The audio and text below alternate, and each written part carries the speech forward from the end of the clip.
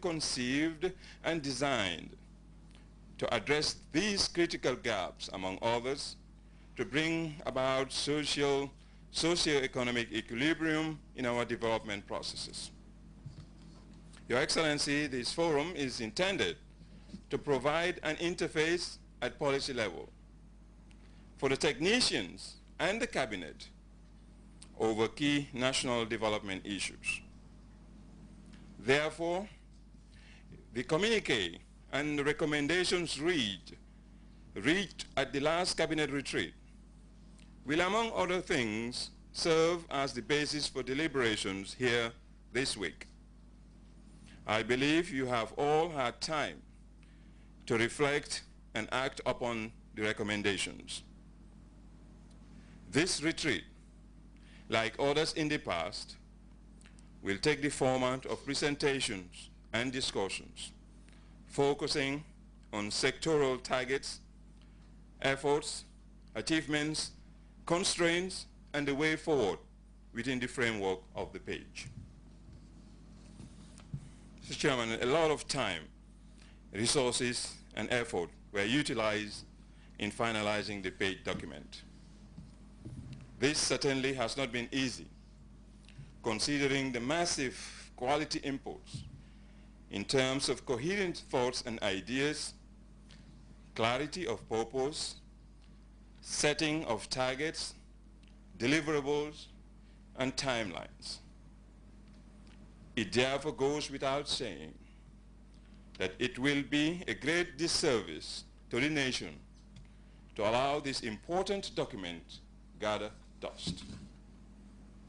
To ensure smooth and measured implementation, it requires patriotism and loyalty, which calls for sacrifices, selflessness, and commitment to the national development agenda.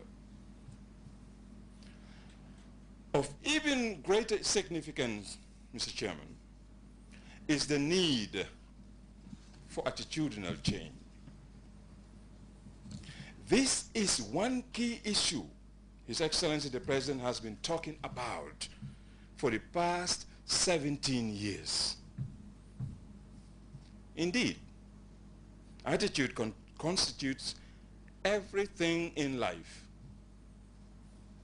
All the resources and efforts expended in the page and other reform programs, including Vision 2020, will surely and sadly go in vain unless there is a corresponding attitudinal transformation. It is up to us, public servants and senior government officials, to help His Excellency the President, and by extension ourselves, to realize the noble and lofty development ideals this President has for this great nation. Ladies and gentlemen, fellow delegates, let me ask this question. Has any one of us ever sincerely reflected over why some of the key elements of Vision 2020 are yet to be fully accomplished, even though they are clearly within our grasp to achieve them?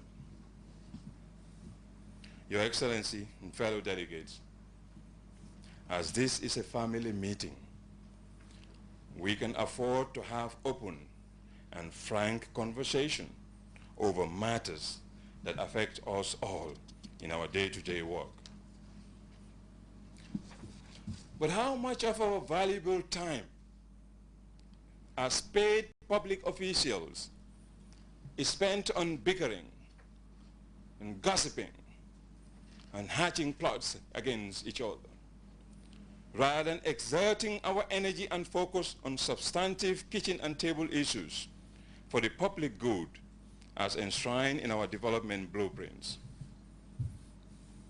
We all insidiously show concern over instability of tenure in the public service, with its negative repercussions on institutional memory and focus, business continuity, networking, and partnership building. But how much of this is attributable over our bad habits and our negative influence peddling, overt and covert? Anyone ever said, step back and ponder how much damage this is doing to the interests of the state? How much resource do we lose to petty personal infighting, internal rivalries, and so-called office politics at the expense of the state? These so-called dark corner operations, or camps, or kabudus, are not only inimical to the state, but in fact run counter to the basic tenets of our religious beliefs, and God will sooner or later judge it all, each and every one of us, according to our deeds.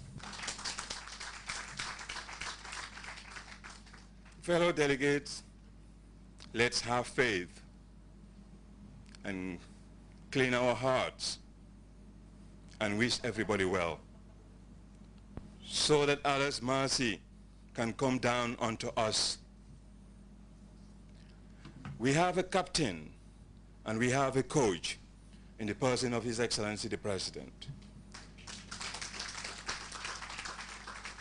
who has already mapped out a winning strategy. So let's be sincere and follow him to lead us to the promised land. Ladies and gentlemen, on the heels of this strong and colossal mandate given to His Excellency the President and his government, this state of affairs is not an option in the coming years. Let us get real and stop the eye service syndrome. Let us work together sincerely in the best interests of His Excellency and the best interests of the people of the Gambia, and let's support the President to deliver on his mandate. As top civil servants, we have to serve as role models in terms of output and moral uprightness in the execution of our duties. Let's fear Allah in whatever we do. If we think that President Jammeh, His Excellency the President, is not seeing us, Allah is watching us. Allah is seeing our deeds. Remember about the angels. Allah has assigned to us to record our deeds, good or bad.